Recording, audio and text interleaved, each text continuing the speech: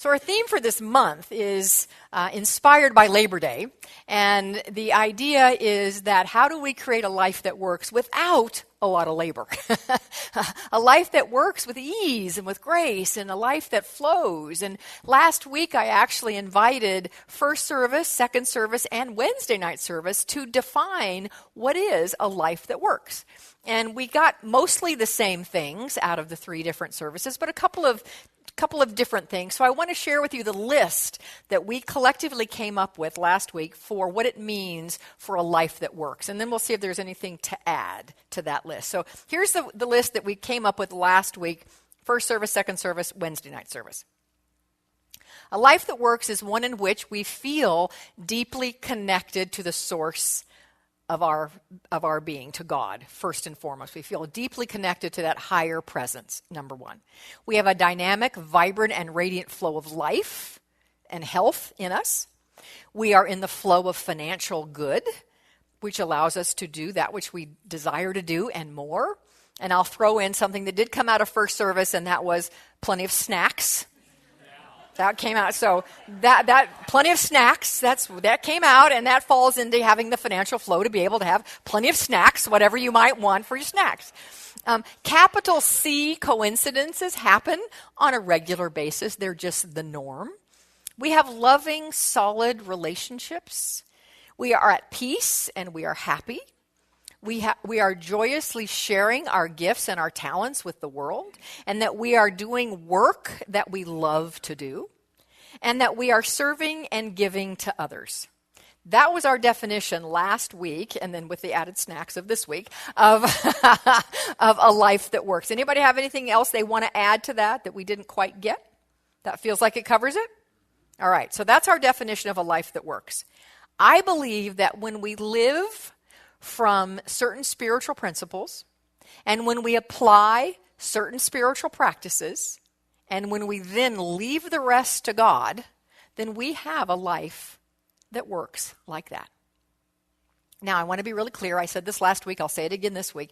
I don't mean we will never have something that, might look like a challenge, or that we'll never experience a setback, that there will never be what appears to be a block wall that comes in front of us that seems like it's going to stop us in our tracks, because it seems like, at least at this point in our evolution as human beings, as spiritual beings having a human experience, that those things are part of this experience.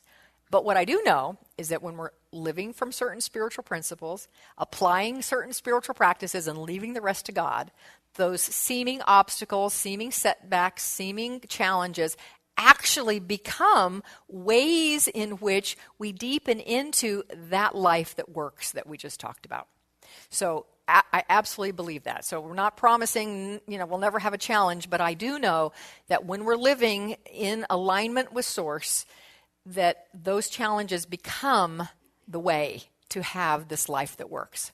So we're exploring this whole month, and how do we do that with some ease and grace? And it's not just so much work. It's just life, I don't think, is meant to be hard. People, okay, I'm going to go on a tiny tangent. I usually save this for Wednesday night, but I'll go on it right now too. People often say, I've heard it a lot, I've heard people in the know say this, that relationships take work. Relationships take work. One-on-one, your intimate partner relationship. And Lonnie and I look at each other and shake our heads and go, no, they don't have to. I mean, we can say they do if we want, but they don't have to. We're 25 years proof that they don't have to be work. And so I think all of life does not have to be hard work. It can be easy. Even the challenges can be looked at in a certain way, that they're not a drudgery, they're not labor, they're just a piece of the whole puzzle to bring this greater expanded life. So that's what we're going to kind of look at in varying ways this month. And today, we're going to take a very specific look at that. Because I want to add something to our list, or expand the who's experiencing that list that we've come up with. So again, our list is we all have a connection with something higher than ourselves. We have dynamic. I said it already. I don't need to go to the list again. But what I want to say right now is that that list is not just for me individually. It's not just for you individually. The expansion I want to make on our list this morning is that it's for every human soul on this planet. Right? And I think all of us, that since we are awake people here, would go, oh yes, of course. When we give that list, we don't mean just ourselves, but I want to be really clear about that this morning, that we mean a life that works for everyone, where everyone feels a connection to something bigger than themselves, where everyone is experiencing health and vitality in their physical bodies, where everyone is having an abundant flow so much that there is plenty to eat and snacks and anything else that is, we keep having to throw that in there, anything else that is needed, that there is always for people this lovely synchronistic thing of coincidences that are capital C coincidences that are just happening, that everyone on this planet is, even those people that we would disagree with for whatever political, spiritual, religious, whatever reasons, that everyone is experiencing peace and happiness and solid relationships that go beyond one-on-one, but that perhaps span political parties and even borders. That would be nice, wouldn't it? A world that worked where peace and harmony exists among borders and different organizations and groups and people and nations, where we all are joyously sharing our talents and our gifts, loving the work that we do and giving and sharing to one another. That's what I want us to focus on today. Because today is, as Claudia said so beautifully in her opening prayer, the 15th anniversary of a tragic event, a horrific event that happened in the United States that is now and will forever be known as 9/11. And we all know what 9/11 means when that is said. On September 11th, 2001, a tragedy happened in our world, in our close world. The thing is, tragedies like that happen all over the world. Didn't just happen here. It happens all over the world, and it is still happening all over the world. So we have, I think, a spiritual obligation to remember and to continue to do what we can do to stand for peace and to stand for a world that works for everyone. Because I believe when everyone is having experiences like we've just described, there isn't going to be a need to kill each other. There isn't going to be a need for terrorism. There isn't going to be a need to fight over borders and all the things and kill each other because we're different. We won't need to do that. So the question is, what can we do? Well, we can become social activists. We can become political activists. We can stand for things. And yes, if that is your call, go do it. Go for it. What I want to speak about today is what can we do in this room, in here inside of each of us, collectively in this room together. We're going to use as a foundation a statement that has been attributed to Mahatma Gandhi. Be the change you wish to see in the world, which is exactly what that song you sang about, which is a contemporary song. I love that that's a contemporary song. Be the change you wish to see in the world. We hear that Gandhi said that. That's on posters with Gandhi's name on it. It's on coffee mugs. It's on Facebook memes. It's on, a lot, bumper stickers all over the place. Ministers, including this one, have quoted Gandhi as saying, be the change you wish to see in the world. But here's the deal. If we go a little bit deeper into that and look into it, guess what? He didn't actually say that. He did not say those words. What he said has been paraphrased, has been reduced to a soundbite in those words. And those words are powerful. They're important words, and I am sure that Gandhi would say, yeah, those are good. They don't go as deep as I meant. I meant something even deeper than that, but those are good words. And because those words, be the change you wish to see in the world, call us up to no longer blaming and, it's someone else's fault that that's happening.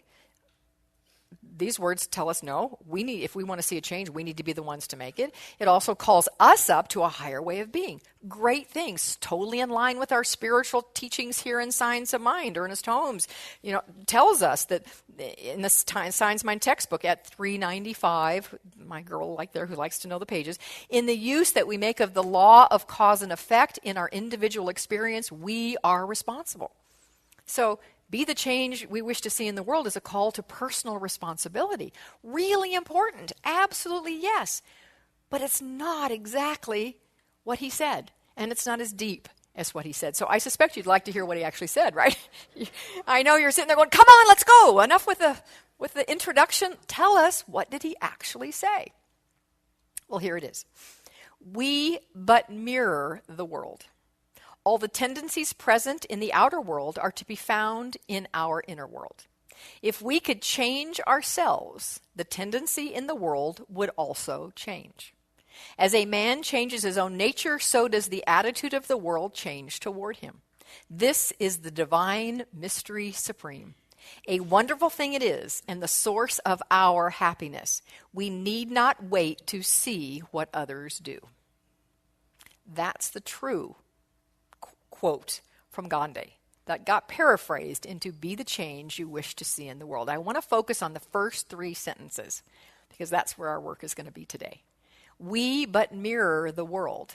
And you know me, I like to tweak things, so I would add to that actually, and the world mirrors us, which he totally meant. It just didn't say that right there. All the tendencies, well, you did. You know that from the rest of what he said, right? All the tendencies present in the outer world are to be found in our inner world. If we would change ourselves, the tendencies in the world would also change. There we go. If we would change within, if we would transform ourselves within, if we would look at what is in here that is blocking our experience of the divine, what is blocking our sense of oneness, if we would fully express and realize our oneness, the world would change. And so really what Gandhi is speaking about in that is oneness. He is saying, if as I transform inside, the world transform. He is giving a beautiful, beautiful statement right there of our fundamental spiritual principle, oneness. We are one. I shared in the opening reading from Ernest Holmes about that. I want to share a piece of that again because it's just so powerful. The unity of good is a revelation of the greatest importance, for it teaches us that we are one with the whole and one with each other. The fatherhood of God and the actual brotherhood of man will be made apparent on earth to the degree that man or we realize true unity. That's what Gandhi's talking about. Do we realize our unity? Do we recognize that what goes on inside of me is then reflected out there in the world? And so if I want to see an outside change, it has to change inside of me first and foremost. I then change my world, and I change the world.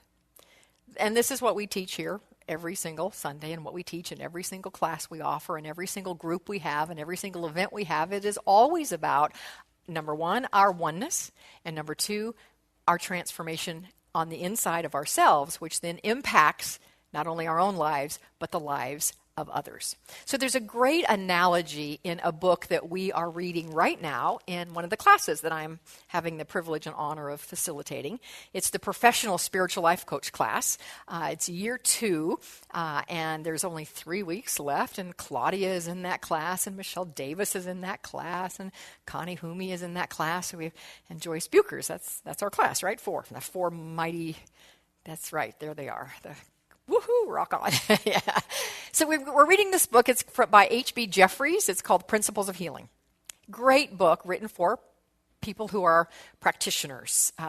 And you can put a capital P on that if you want, or put a lowercase p on that. And those who are practicing these spiritual principles. And he gives a fabulous analogy for someone who is in alignment with spiritual principle, alignment with the divine, in alignment. So I want to give you a quote from Jeffries first, and then I'll give you the analogy. When you know the truth, there will be a freeing from untruth. The freeing will come forth because you have awakened out of a sleep, because you know that God is always all in all, and that there is never any other presence or power or substance or intelligence. So that's the truth that we're waking up to. That God is always all, in all, and there is never any other presence or power or substance or intelligence. When you see that, you will not try to heal anyone or anything. Practitioners who make a great labor of healing by working on their patients do not get along very fast because they are trying to do something that does not need to be done. God is all there is, and you cannot change God. You cannot do anything with God or to God or for God. You can only walk in God's presence and be awake and alive to that presence. But when you know God's presence, there will be that something in you, with you, and about you that is called mastership. But when you know God's presence, there will be something in you, with you, and about you, which we call mastership. So the analogy that he gave is someone who has achieved that mastership, who knows that God is all there is, that God doesn't need to be healed, and that we walk with that presence and in that awareness. So the analogy is this, and this is how we change the world. This aligns with Gandhi's ideas. The analogy is, let's just say you're a singer, a good singer. You know, not just in your head, but in your vocal cords, the principles of music. You know notes, you know keys, you know pitch, and you sing beautifully. You sing on key, on pitch. I guess that's really the same thing, isn't it? You sing the right notes, you say the right words. You're in alignment with the principle of music. How many, by the way, have seen Florence Foster Jenkins? Anybody seen that movie with Meryl Streep? And yes, fascinating movie about a woman who does not know does not align, although she adores music, she is not aligned with the principle of music. And it's an interesting, very interesting, true story, very interesting and thought-provoking. I'm still thinking about it and not sure exactly how I feel about it, but it was a very well done movie. Nonetheless, you are not Florence Foster Jenkins. You are someone who can absolutely align with the principle of music and sing beautifully on notes, on key, etc. You are in a choir. Let's just say, and I can actually attest to this whole thing, and I'm going to give you my personal take on this. You are in a choir, and you are singing a song. Everyone else, so you're on it. You have got the notes, you are there. But everyone around you is off key, off pitch. You, because you are in alignment with the principle of music, will absolutely stay on key. You will stay there because you are grounded in what you know to be. You will not be affected by everybody else around you who is off key. Now, in my personal analogy, I was one of those off key. I sang in the choir enough of times. I could be the one. I was desperately searching for it, but I couldn't on my own find it. If you're the one who is on key, what is going to happen is that when you do not pay any attention to the others off key, they will, in fact, come in alignment with you. And I had that's exactly what happens. There was, in the very first choir that we had here at CLF, several, I'm looking out at many of you who were in that choir. I was in that choir too, really stretching and growing for me to be in that. Because when I can find the key, I've got a pretty good voice. But I have trouble on my own. There it is. I have trouble on my own finding it. And so Lindsay Watson, and I just send deep love to Lindsay Watson, who is not on this earth plane anymore, made her transition a couple years ago, but Lindsay was in our choir, and she was an alto. I'm an alto, and she's an alto, and so she was in our alto section, and thank goodness she stood right behind me, because I'm out there flailing around trying to find the key, and all I had to do was tune into her behind me. Boom, there it is, and I could drop right in and sing right with her. That's why I love singing like our congregational songs, standing next to Deborah Michele or Cerise or any of our singers. I just kind of like listen to them because when I listen to them, I can find it. I can even harmonize sometimes because they are in alignment totally with the principle of music. It allows me to find it. So that's what happens spiritually when we are in alignment with what Jeffrey's just said, when we know that there is only one source, one presence, and we align with it, others will automatically. We don't have to do anything out in the world. We just have to be. Jeffrey's writes, thus it is in spiritual science.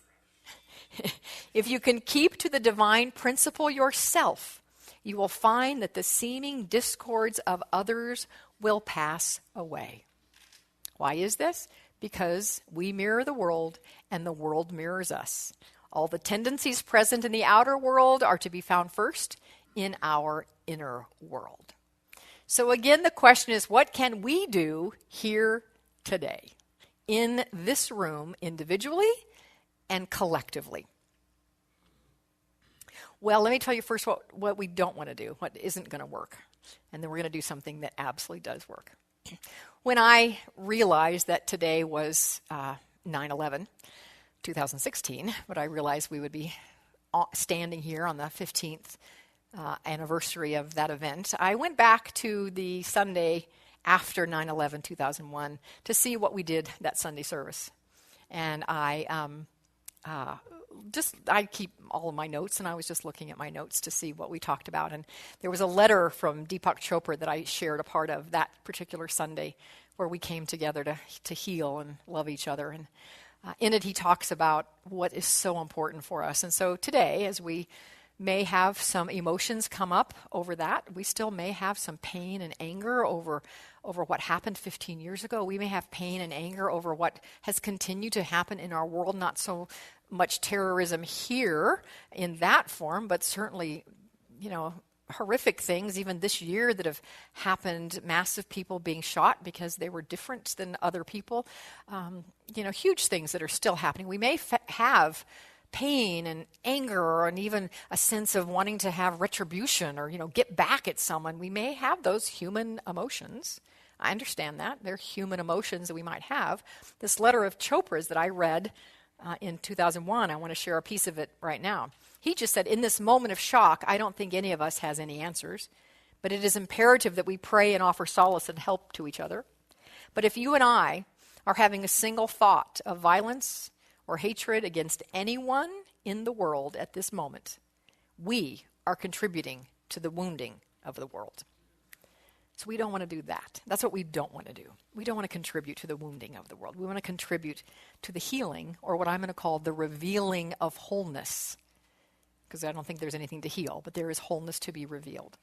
What can we do this morning to contribute to the revealing of wholeness in our world so that everyone has a connection to something higher than themselves? Everyone has dynamic, vibrant, and radiant health. Everyone is in the flow of financial good. Everyone experiences capital C coincidences, has solid, loving relationships beyond borders, are at peace and are happy, are joyously sharing their gifts and talents, loving the work they do, and giving and sharing with others. What can we do? Well, there's an incredible spiritual practice. We've done it in here before, but many people in first service said, thank you for the reminder, or thank you, I didn't know about that. So this may be a reminder for you, or it may be new for you. But it's an ancient Hawaiian forgiveness practice. I see lots of head shaking, called Ho'oponopono. Ho'oponopono. Say that fast 5 times. Ho'oponopono. And it became popular when the story of a doctor, a Hawaiian doctor, therapist, Dr. Hugh Lin, went into a prison for the criminally insane, an institute for the criminally insane, and through this practice alone, closed the doors of this prison because the inmates healed and didn't need to be there anymore.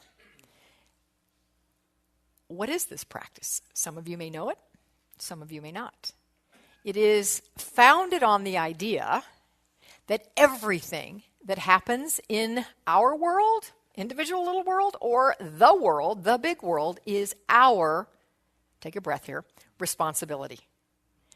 Not fault. We're not to blame for it, but it is our responsibility.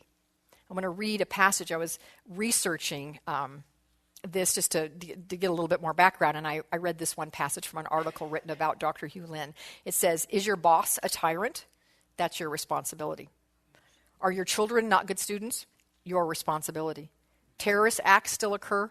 Your responsibility. You see that children around the world are hungry and malnourished, if not starving? Their want is your responsibility. No exceptions. Literally, the world is your world. It is your creation. As Dr. Hugh Lin points out, didn't you notice that whenever you experience a problem, you are there?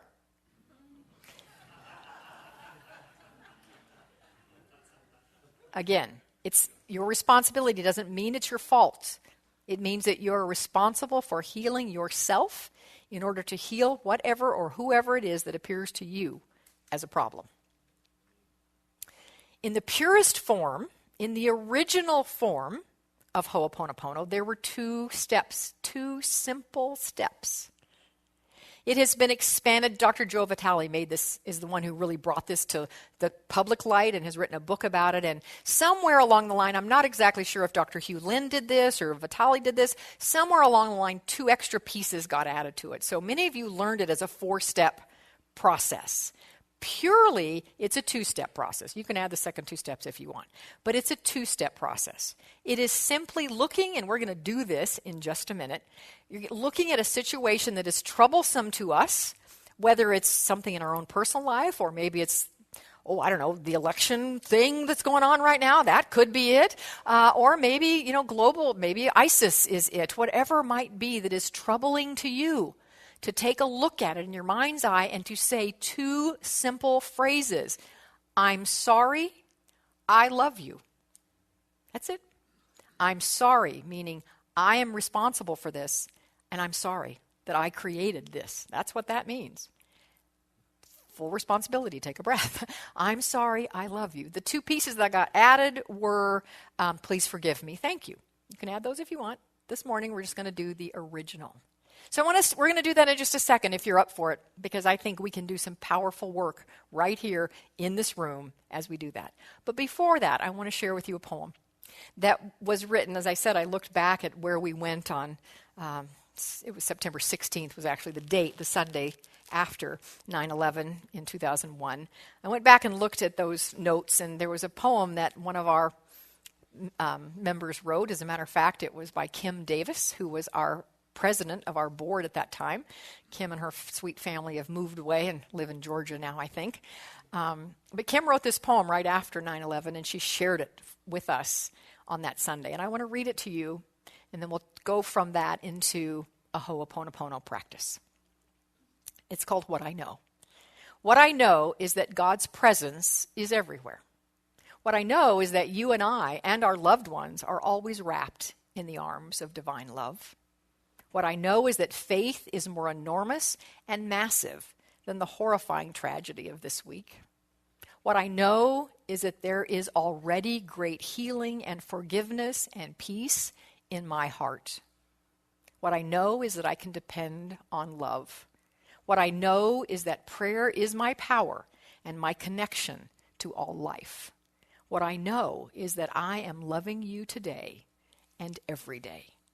What I know is that together, if we take a stand for truth, for light, for love, for oneness, we can bring heaven here on earth.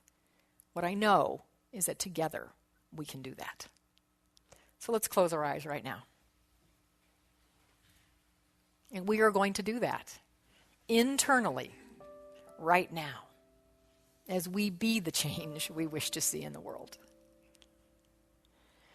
And so Dr. Hugh Lynn's practice in the prison where he changed lives, so much so that that prison closed, his practice was that he would sit in his office and open a file of one of the inmates. And in that file, he would look at their picture, he would read their name, and he would read whatever information was in the file. And then he would offer, I love you. I'm sorry. I want us to do that right now, that exact same thing. I want you to see in your mind's eye a file and open it up to whatever it is this morning that bubbles up for you that you would like to absolutely release through this powerful forgiveness and love process. It's more than forgiveness, it's a love process. And so see a picture in this file of the person or the institution or organization or whatever it is that comes up for you. See a picture of it. And see the place in the notes that says name and identify the name, and then just read through whatever history you might know about this person, this organization.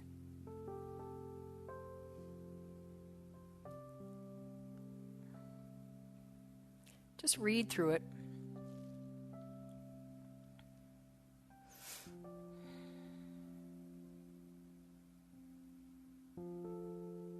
And then moving into that deep space of knowing that because we are one, we are responsible for everything that comes into our awareness. So this file is open in front of you, and therefore you're responsible for it. Not to blame, not at fault, but responsible. And from that place of incredibly spiritually mature responsibility, we simply look at this file and say, I'm sorry. I love you.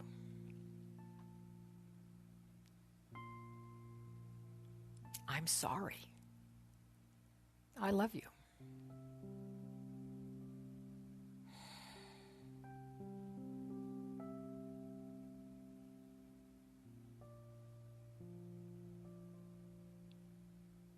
And what has occurred here today, right now, in our hearts, and therefore in our world,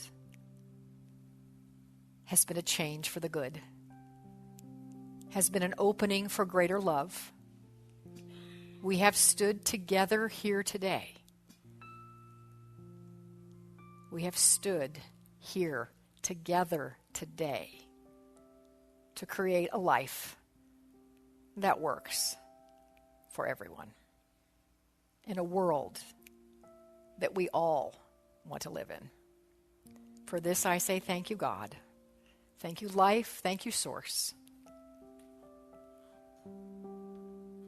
And together we affirm and confirm the work that we have done by saying, and so it is. Amen.